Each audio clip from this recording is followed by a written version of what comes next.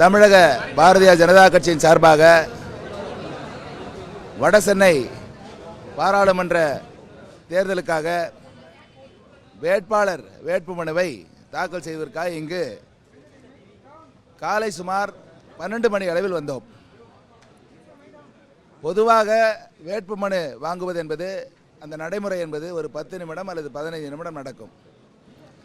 இன்றைய தினம் நாங்கள் 12 மணிக்கு வந்த நாங்கள் இப்போ 3 மணிக்கு தான் இந்த நடைமுறையை முடித்துவிட்டு உங்களை சந்திக்கின்றோம். இதற்கு முழுமுதற் காரணம் ஆளுகின்ற திராவிட முன்னேற்ற கழகத்தைச் சேர்ந்த வேட்பாளர்கள், அவருடன் வந்த கூட்டம், குறிப்பாக அமைச்சர் சேகர் பாபு மற்றும் அனைத்திந்திய அண்ணா திராவிட முன்னேற்ற கழகத்தைச் சேர்ந்த வேட்பாளர் மற்றும் அவருடன் வந்த குழுவினர். இந்த இருவருமே இன்றைக்கு சிறப்பான ஒரு நாடகத்தை அரங்கேற்றி இருக்கிறார்கள்.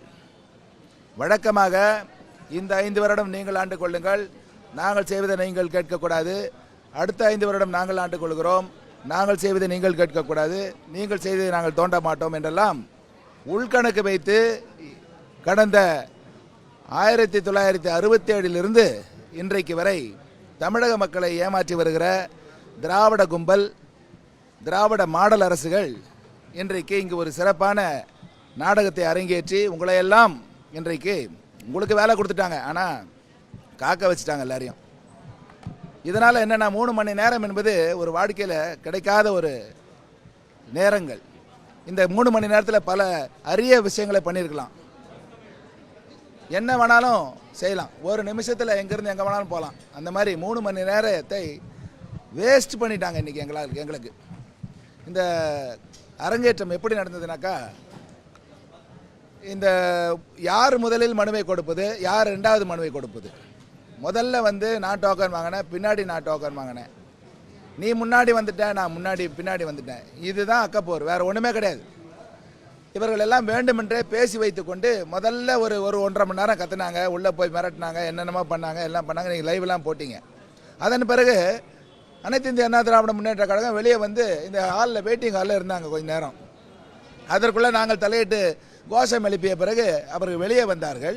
வெளியே வந்த பிறகு கொஞ்ச நேரம் இருந்துட்டு மறுபடியும் உள்ளே போய் மறுபடியும் 2 பேரும் சண்டை போட்டுக்கிறாங்க. அதாவது உள்ளே இருக்கிறவங்க வெளியே இருக்கிறவங்க கூப்பிட்றாங்க, இன்னும் டைம் இருக்குது, வாங்க திருப்பி சண்டை போடலாம், இன்றைக்கி ஃபுல்லாக நம்ம சண்டை போட்டு இந்த மக்களை ஏமாற்றலாம்னு சொல்லி ஒரு முடிவு பண்ணி நாடகம் அரங்கேற்றி எங்களை இவ்வளோ நேரம் காக்க வச்சுட்டாங்கன்றது தான் எங்களுடைய கருத்து. இதை தமிழக மக்கள் பார்த்து கொண்டிருக்கிறார்கள். குறிப்பாக வட சென்னையில் வாழுகின்ற மக்கள் பார்த்து விட்டார்கள். இன்று நாடு முழுவதும் இதுதான் பேச்சு. ஏன்னாக்கா, ஏமாற்ற வேண்டும் என்ற எண்ணம் இன்று அப்பட்டமாக அவர்களாகவே அவர்களை காட்டி கொடுத்து விட்டார்கள். இதுதான் யதார்த்தமான உண்மை. இதற்கெல்லாம் மக்கள் சரியான பதிலை சொல்லுவார்கள். விரைவிலே நடைபெறுகின்ற நாடாளுமன்ற தேர்தலில் அந்த 2 வேட்பாளர்களையும் மக்கள் புறக்கணிப்பார்கள்.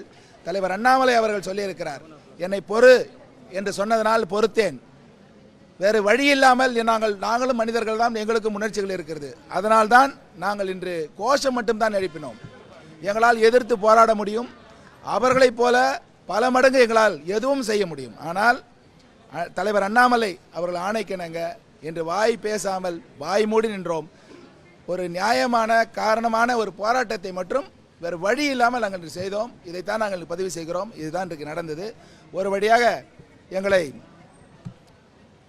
இன்றைக்கு ஆர்வ அவர்கள் எங்களை அழைத்து இந்த வேட்புமனுவை தாக்கல் வாங்கி கொண்டார். என்னுடன் மாநில செயலாளர் அன்புக்குரிய சதீஷ்குமார் வந்திருந்தார். மாநில செய்தி தொடர்பாளர் ANS பிரசாத் உடன் இருக்கிறார்.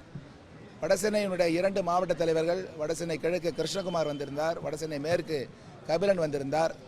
ஆக நாங்கள் 5 பேரும் இன்று சென்று மனுவை கொடுத்தோம். மனு பரிசீலிக்கப்பட்டது. ஒரு செக்லிஸ்ட் போட்டு எங்கள்கிட்ட செக்லிஸ்ட் கொடுத்துருக்குறாங்க. எந்த விதமான குழப்பமும் இல்லை என்று உறுதி செய்திருக்கிறார்கள். எங்கள் வேட்பு மனுவில் பார்த்தவரை எந்த விதமான குழப்பமும் இல்லை என்று சொல்லியிருக்கிறார்கள். ஆகவே எங்கள் மனு நிச்சயமாக ஏற்கப்படும். வடசென்னையிலே வேட்பாளராக பால் கனகராஜ் ஆகிய நான் போட்டியிடுவேன். பெருவாரியான வாக்குகளை வாங்கி வெற்றி பெறுவேன். பாரதிய ஜனதா கட்சியினுடைய கிரீடத்திலே வடசென்னை பாராளுமன்ற தொகுதி அந்த மகுடத்திலே ஒரு முடிசூற்றா ஒரு கல்லாக, ஒரு பொற்கல்லாக இருக்கும் என்பதை பதிவு செய்து கொண்டு இந்த வேட்புமனு நிகழ்வை உங்களுக்கு விவரித்தேன். ஆளுங்கட்சி சார்ந்த நபர் ஒருத்தர் இங்கே நாமினேஷன் தாக்கல் பண்ணார், வேட்புமனு தாக்கல் பண்ண வரார். இதுக்கு பாதுகாப்பு யாருனாக்கா காவல்துறை. காவல்துறை ஆளும் கட்சியின் கைப்பாவை என்பது ஊரறிந்தது ஒன்று. ரெண்டாவது, இந்த வேட்பு மனை வாங்குகின்ற அதிகாரி அரசு கட்டுப்பாட்டின் கீழ் உள்ளவர்.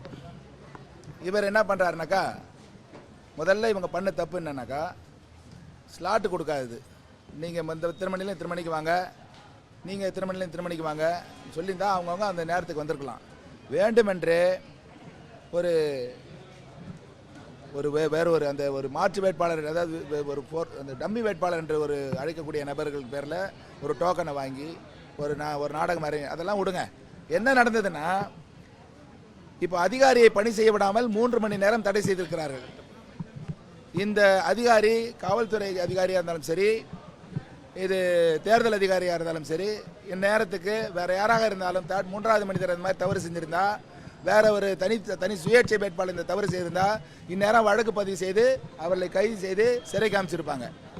ஆனால் இந்த நாடகத்தை அரங்கேறியவர்கள் இந்த அரசு பணியை செய்ய விடாமல் தடுத்தது 2 ஆண்ட கட்சி அன்று ஆளுகின்ற கட்சி. அதனால் அதிகாரிகள் வாய் மூடி கைப்பொத்தி நின்றுட்டாங்க, வேற ஒன்றுமே பண்ணலை.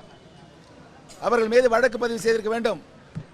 அதிகாரிகளை பணி செய்ய விடாமல் தடுத்தது, மீடியாவுடைய கேமராவை உடைச்சது, மீடியாக்காரனை பிடிச்சி தள்ளி அவனுக்கு காயத்தை உண்டாக்குனது, எங்களை காக்க வச்சது, எங்கள் சார்பாக கேட்டவங்களை மிரட்டினது, இப்படின்னு பல குற்றச்சாட்டுகளை சொல்லி அவர்கள் மேலே வழக்கு பதிவு செய்திருக்கணும். யார் புகார்தாராக இருந்திருக்கணும்னா, ஒன்று தேர்தல் அதிகாரியாக இருந்திருக்கணும், இல்லை சம்பந்தப்பட்ட காவல்துறை அதிகாரி இருந்திருக்கணும். 2 பேருமே புகார் கொடுக்கல. ஆனால் நாங்கள் கொடுக்க போகிறோம். நாங்கள் உள்ளே இருந்து இப்போ வெளியே வந்திருக்கிறோம். முதல்ல online complaint we will make and நாங்கள் தலைமை தேர்தல் அதிகாரியை சந்தித்து அவரிடம் ஒரு மனு கொடுக்க போகிறோம். இங்கு நடந்த நிகழ்வினை பதிவு செய்து நிச்சயமாக அவருக்கு தெரிவிப்போம். குற்றவியல் நடவடிக்கை மேற்கொள்ள சொல்வார் நான் சொல்லுவோம். அந்த புகாரை அவர்கள் பதிவு செய்து அவர்கள் நடவடிக்கை எடுக்க சொல்லி கேட்போம். இது நல்ல கேள்வி. நாங்கள் வாசலில் உட்காந்துருக்கோம், உள்ள சத்தம் கேட்குது, மீடியா ஃபுல்லாக இருக்கிறீங்க, உள்ள லைவ் போடுறீங்க. லைவில் பார்க்குறேன். லைவில் பார்த்தா ஒருத்தர் உட்காந்துருக்காரு, இவர் பாட்டுக்கு பேசுகிறாரு. அதாவது 2 பேரும் மாமா மச்சா மாதிரி, நான் ரைட் பேசு, நீ பேசுது.